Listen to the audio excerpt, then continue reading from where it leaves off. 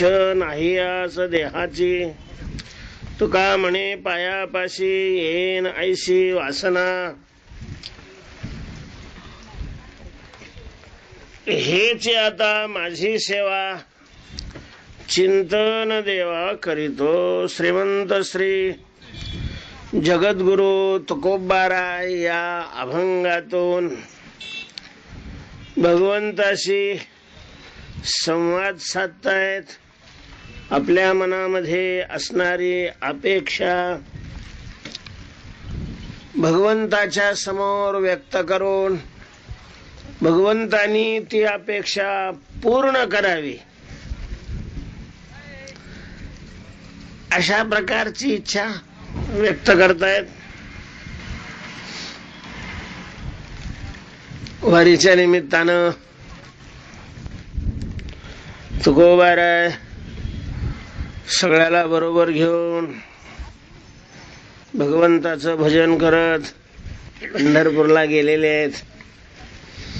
पंढरपूरला गेल्यानंतर चंद्रभागेचं स्नान केलेलं आहे आणि रावळामध्ये तुकोबाराय पांडुरंगाकडे गेलेले आहेत. देवाकडे आज दर्शनाला खूप गर्दी असते. लोकसंख्याही आज वाढलेली आहे. लोकसंख्येच्या मानाने गर्दीही भरपूर आहे. पूर्वी ही गर्दी असायची, अर्थात त्यावेळेला जशी लोकसंख्या वेळेला गर्दी, कारण वारीचं वर्णन करणारी जी पूर्वीची प्रमाण आहेत ती प्रमाण गर्दीची आहेत. तुकोबारायांनी एका अभंगामध्ये असं म्हटलेलं आहे, दोन्हीच हाट भरले घनदाट, अपार मिळाले वारकरी रे. नवजो म्हणती आम्ही वैकुंठा, जिही देखिली पंढरी रे. तेव्हा अपार मिळाले वारकरी रे. खूप अशा प्रकारचे वारकरी जमा झालेले, खूप गर्दी झालेली आहे, अशा प्रकारचं वर्णन केलेलं आहे. आजही गर्दी अशा प्रकारची होती. तेव्हा आषाढीच्या निमित्तानं तुकोबाराय गेलेले आहेत. सगळी मंडळी दर्शनाला जातात आणि दर्शनाला गेले म्हणजे काही ना काही देवाकडे मागतच असतात, अपेक्षा असतातच. मागायलाही पाहिजे. देवाकडे नाही मागावं तर मागावं तरी कोणाकडं? सगळेच बेकार बंबू आहे, मग कोणाकडं मागायचंय? काही थोडेसे मोठे भिकारी असतात, काही छोटे असतात, एवढा फरक आहे.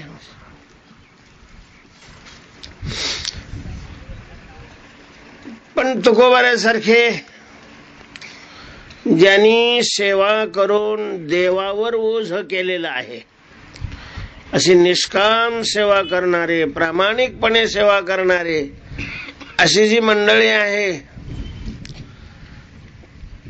त्यांची देव दखल घेतो, त्यांच्या मागणीचाही विचार करतो, त्यांनी मागावं अशा प्रकारची अपेक्षा करतो. तुकोबाराय रावळामध्ये गेलेले आहेत. पांडुरंगाच्या चरणावर मस्तक ठेवलेलं आहे, साष्टांग दंडवत घातलेले आहेत, कान धरून उड्या मारलेल्या आहेत, थोबाडात हाणून घेतलेले आहेत. जे सगळं नेहमीप्रमाणे करतात तसं केलेलं आहे. देवाकडं पाहिलेलं आहे. देवाच्याही लक्षात आलेलं आहे काहीतरी मागायचंय तुकोबारायांना. गुरमाळलेले तुकाराम महाराज तिथंच. आणि मग भगवंतांनी स्पष्ट, का हो तुकोबाराय, बोला की कसं काय वारी झाली, बरं झालं, रस्त्याने काही त्रास वगैरे? काय नाही देवा, तुझ्या भजनामध्ये खूप आनंद आला, अमकं झालं तमकं झालं. बर बर बर बर, काय अपेक्षा आहे बोला की, काही सांगा ना आम्हाला. काय करावी सेवा आम्ही तुमची? देवा हो, तुमचे आम्ही सेवक आहोत, आम्ही तुमची सेवा करायची, आम्ही सेवा करतोय तुमची, तुम्ही सेवा कशी काय? ठीक आहे, पण मग आमच्याकडून तुमची अपेक्षा काय आहे? काय करावं आम्ही तुमच्याकरता असं वाटतं? असं भगवान म्हटल्यानंतर तुकोबाराय म्हणतात, देवा बोलोनिया काय दाऊ, तुम्ही जगाचे जीव, आम्हाला काय हवं आहे हे तुम्हाला स्पष्ट शब्दांनी सांगितलंच पाहिजे का? अहो, तुम्हाला न सांगताना सगळं कळतंय. कारण आम्ही रोज त्या काकडे त्या भोपाळ्याच्या अभंगामध्ये ऐकतोय, बोलोणी गाऊ का तुम्ही नेनाजी देवा, ठेवाल ते ठेवा ठाई तैसार आहे न, बोलोनी दाऊ का तुम्ही नेना. बोलून त्याला सांगावं लागतं की ज्याला माहिती नाही, कळालेलं नाही, कळत नाही. कळवण्याचं बोलणं हे एक माध्यम आहे. भाषा, त्या व्याकरणामध्ये भाषा कशाला म्हणावी याची व्याख्या सांगत असताना असं सांगितलेलं आहे, आपल्या मनातील विचार दुसऱ्याला कळवण्याचं जे मुख्य अशा प्रकारचं माध्यम आहे त्याला काय म्हणतात? भाषा म्हटलं जातं. पण दुसऱ्याला कळवण्याकरता मग कळवणं कोणाला जातं? ज्याला कळत नाही त्याला कळवलं जातं. देवा, तर तुम्हाला कळत नाही असं आम्ही कसं काय म्हणायचं बा? तुम्हाला सगळंच कळतंय, कारण आपण सर्वज्ञ आहात. परमात्मा सर्वज्ञ आहे. सर्वज्ञ शब्दाचा अर्थ सगळ्याच्या मनातलं जाणणारा.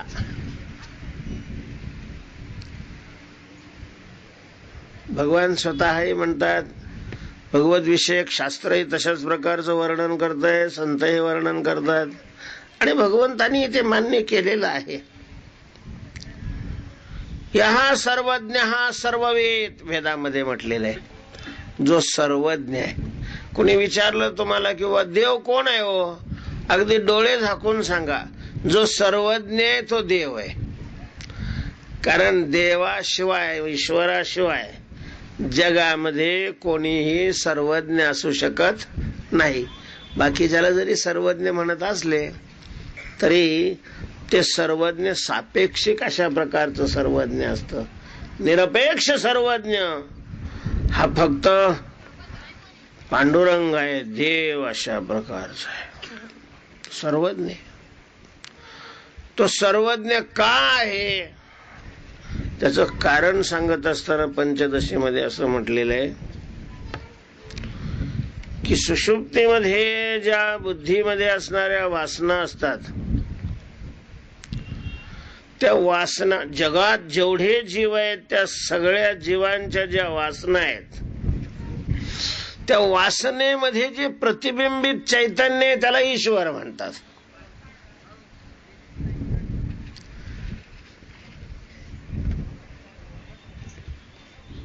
मायाबिंब वशीकृत्य तामसात सर्वज्ञ ईश्वर. त्या मायेमध्ये सगळ्या जगाच्या वासना निहित आहेत आणि त्यामध्ये प्रतिबिंबित असणारं जे चैतन्य त्याला ईश्वर म्हणतात. त्यामुळं आपल्या प्रकाशाने तो सगळ्या जगाच्या वासनेला विस्ताभिक्रोडीकृतम ते सर्वज्ञ ईरतः असं म्हटलेलं आहे. तो विषय करतो आणि त्यामुळं साहजिकच तो सर्वज्ञ आहे. त्याच्यामुळं त्याला कळण्याकरता कोणी सांगितलं, कोणी नाही सांगितलं, चोरून ठेवलं, अशातला काही भागच नाही महाराज. देवाला सगळं कळतच. त्यामुळं त्याला कळण्याकरता बोलून दाखवायची आवश्यकता नाही. जड, जीव आणि देव असे 3 घटक आहेत जगामध्ये. देव मनुष्य स्थावर यया नाम जगडंबर. एक देव आहे, दुसरा जीव आहे, मनुष्य आहे आणि तिसरं स्थावर म्हणजे जड पदार्थ आहेत. या दृष्टीने या तिघांच्या व्याख्या करायच्या ठरल्या. ज्याला सांगूनही कळत नाही त्याला जड म्हणावं. ज्याला सांगून कळत नाही त्याचं नाव काय आहे? जड आहे. सांगितल्यानंतर ज्याला कळतं त्याला जीव म्हणावं, मानव म्हणावं. आणि ज्याला कळण्याकरता सांगण्याची सुतराम गरज नाही त्याला देव म्हणावं.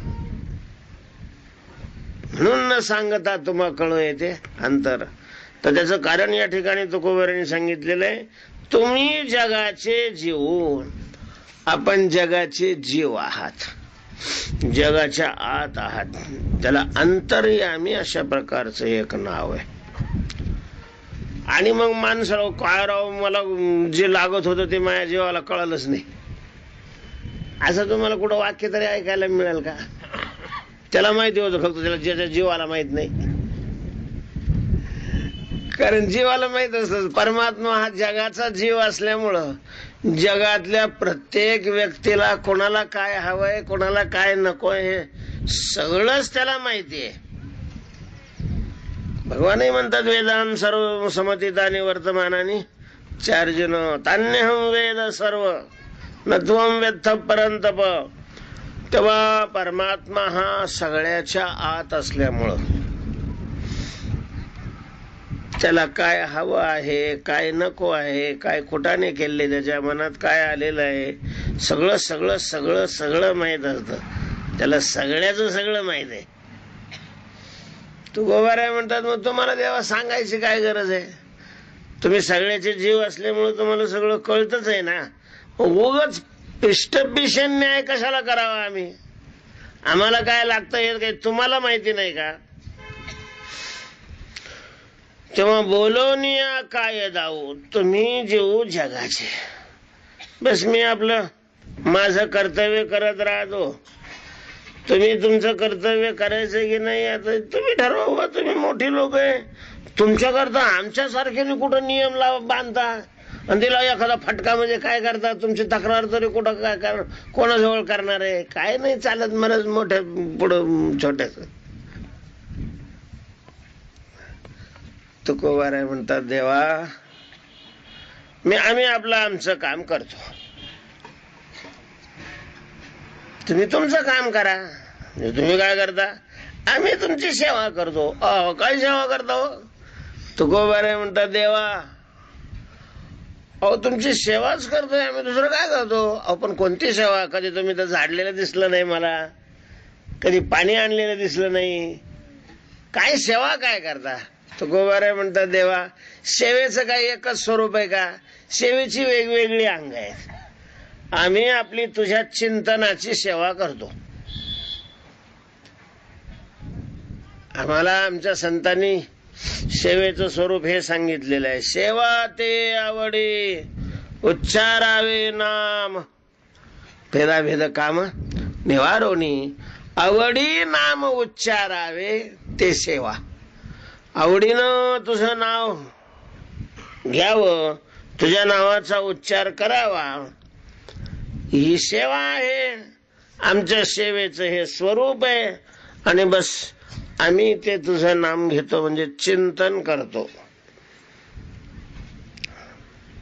आता हेची माझी सेवा चिंतन देवा करीतो. देवा माझी आता हीच सेवा, माझी ही सेवा आहे. नाही हीच सेवा आहे. बस तुझं चिंतन करणं ही सेवा आहे. आणि ती सेवा मी करतोय चांगल्या हरामखोरपणा नाही मी करत, असं गप्पा मारीत नाही चालत देवा. तुझं चिंतन करत चालतो. जरी मोठ्याने नसलो म्हणत तरी मनातल्या मनात माझं चिंतन चालू असतं. नुसतं काही तुकडे खात चालत नाही रोज लोकांचे मी. देवा असं तू माझ्यावर काही आरोप बिरोप करू नको. आता काही सगळ्याच्याच हातात माईक थोडा असतो सगळ्याला ऐकू जातं म्हणून काही आम्ही चिंतन करत नाही असं थोडी आहे. एवढे काय हरामखोर आहे आम्ही? 3 टाइम तुझ्या नावावर खायचं, तुझ्या नावावर तुझं चिंतन नाही करायचं, एवढे काही आम्ही त्या काय झालं भस्मस्वराच्या अवलादीचे नाही देवा. अरे प्रामाणिक आहे आम्ही, असं काय करतो देवा? चिंतन करतो आम्ही तुझं. बस आम्ही आपलं तुझं चिंतन करतो बा.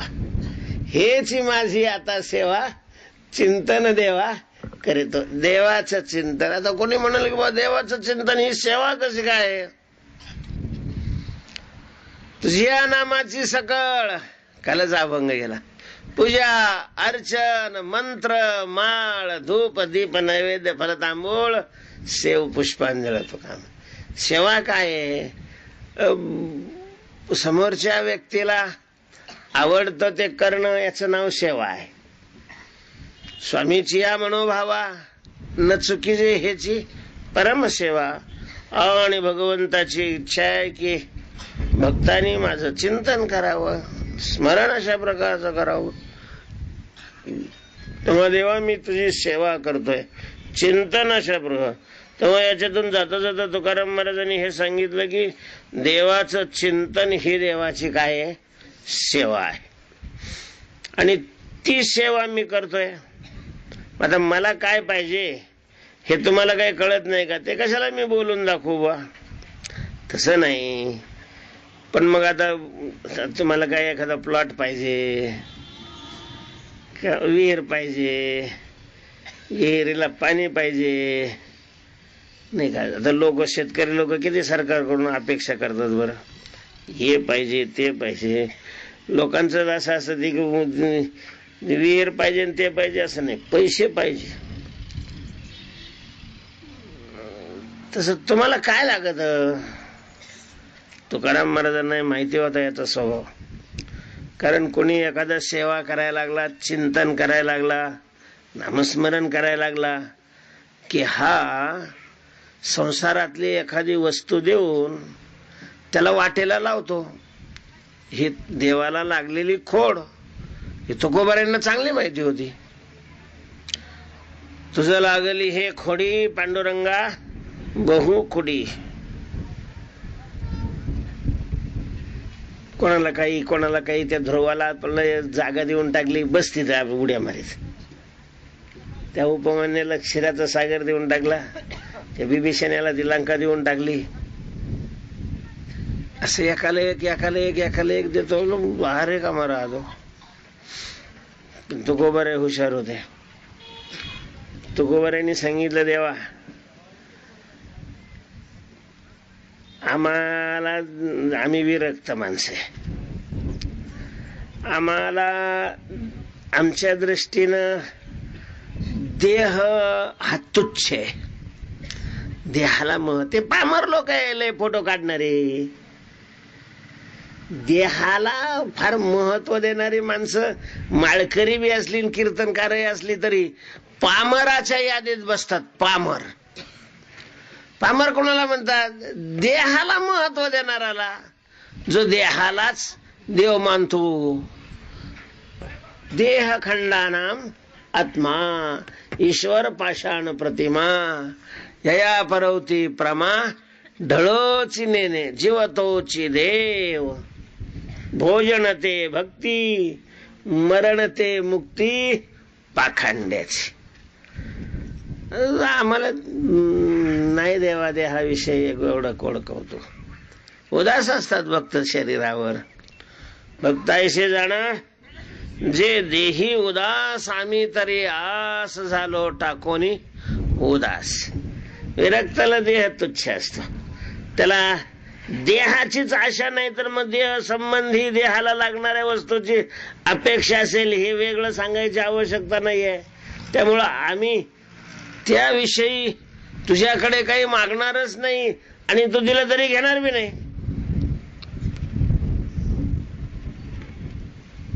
हे बघा तुकोबार आहे, आम्ही तुम्हाला सरळ सरळ विचारतो बा. तुमच्याकडे वेळ नाहीये, गाड्या बी आल्या वाटतं, आता काहीतरी घुरघुर करत होतो माग. तुम्हाला विचारतो की तुम्हाला काय लागतं, तर आज पहिल्यांदा एक तर सांगितलं की तुम्हाला काय कळत नाही का. पुन्हा म्हणता की देहाची काय नाही आम्हाला आशा नाही. अहो तुम्हाला काय लागतं सरळ सांगा ना, काय हवंय तुम्हाला. तुकोबार आहे म्हणतात देवा आता ठीक आहे, तुम्ही विचारताय म्हणून मी सांगतो. तो काय म्हणे, पायापाशी येईन ऐशी वासना. आमच्या मनामध्ये ही वासना आहे, आमच्या मनामध्ये ही इच्छा आहे, आम्हाला ही अपेक्षा आहे की आम्ही तुझ्या पाया जवळ आलं पाहिजे, आम्हाला तुझ्या पायाचं सानिध्य प्राप्त झालं पाहिजे, तुझ्या पायाजवळ आम्ही राहिलो पाहिजे, अखंडित असावेसे वाटते पायी साहोनी संकोच ठाव थोडासा दे. बस तुझ्या पायाजवळ. लय मोठा प्लॉट नाही, 1 BHK का देत नाही.